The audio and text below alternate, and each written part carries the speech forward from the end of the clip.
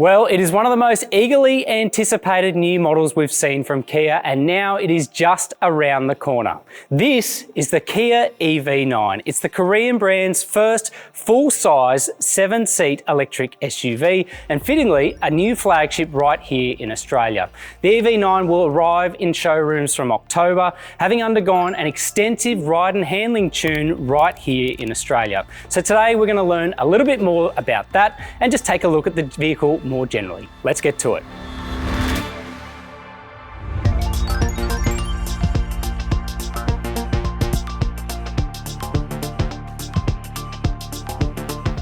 Okay, so what we have here is a 5-metre long 7-seat SUV that will be available with 2 different sizes of battery. They will cover a range of up to 500 kilometres, and it will be priced from $100,000. So that is uncharted territory for Kia, but it's also uncharted territory for the EV crowd. We haven't seen an EV of this size and with a 7-seat capacity before.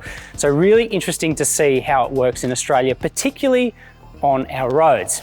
Now, tellingly, Kia engineers actually benchmarked the Volkswagen Touareg, an internal combustion SUV, in order to get the ride and handling mix of the EV9 right. I think that's really interesting for 2 reasons. It says a lot about where they wanted the refinement of this vehicle to be on the road, but it also says a lot about where they want the ride and handling mix to be. For a 2.6-tonne SUV, they clearly want this to be an athletic SUV as well. I think they can do that. They've got all the weight down low, as you'll find with any new EV, but still, it's a big boxy shape, so really interesting to see how they go about that. Kia engineers said they harnessed 2 key technologies when developing the ride and handling tune for Australia, which is said to be very different from other ride and handling tunes around the world. First, there are frequency selective dampers. We've seen that technology already on the Kia EV6 EV. It's a really clever system which is able to basically differentiate the firmness in the dampers themselves based on what's happening underneath you on the road. The other key technology they've harnessed here is self-leveling shock absorbers. We know with EVs that the weight is low slung, and for a 7-seat SUV, you can imagine a lot of the weight is going to be at the rear. So that technology should hopefully keep body control in check on winding and bouncing Australian roads.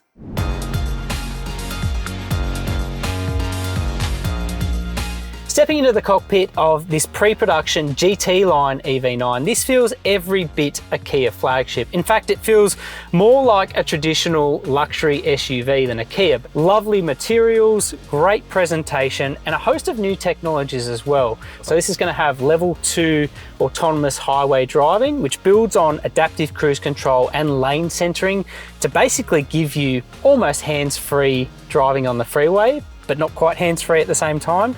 You've also got this new display here. So Kia has long had the 2 12-inch screens. You've now got a central 5-inch screen for all the HVAC stuff, which gives the illusion of one big expansive display, and certainly feels like the statement piece when you step inside the car.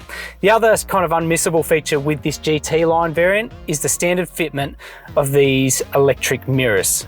It's a vexing topic, not everyone likes them, particularly the fact I found in the past cars like the Audi e-tron, when you're reversing, you can't quite shift up and down in your seat like a traditional convex mirror to be able to see your wheels. But it's something that you need to get used to, and it obviously helps the aero of this car, saving on range as well. In terms of general presentation, I think it's a great array of new age touch sensors, touch screens, but still some traditional hardwired buttons and switchgear as well. You can adjust the temperature, the volume, different things on the move. Being an EV, it's got a completely flat floor, but refreshingly, you're still low set in the cockpit as well.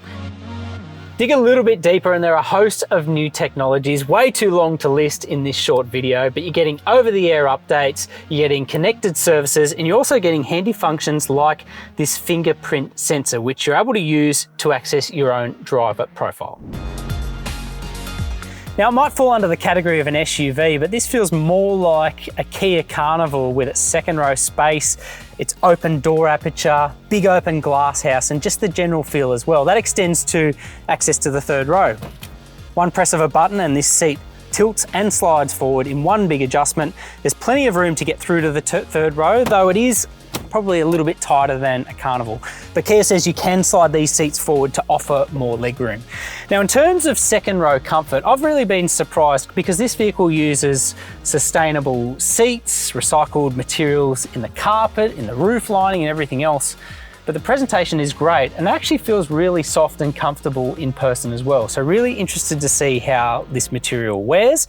Otherwise though, this feels like a super family-friendly SUV. Flat floor, plenty of floor space, and enough room for a couple of adults or kiddies on longer journeys. Well, it already makes a huge statement on paper, and clearly Australian customers are listening because the EV9 already has more than 7,000 expressions of interest before its national launch in October. We really rated this thing at its international launch a few months ago, but I honestly do think that the ride and handling tune is going to be a telling feature. It's going to distinguish this from its peers and probably set a lofty new benchmark for the Kia brand.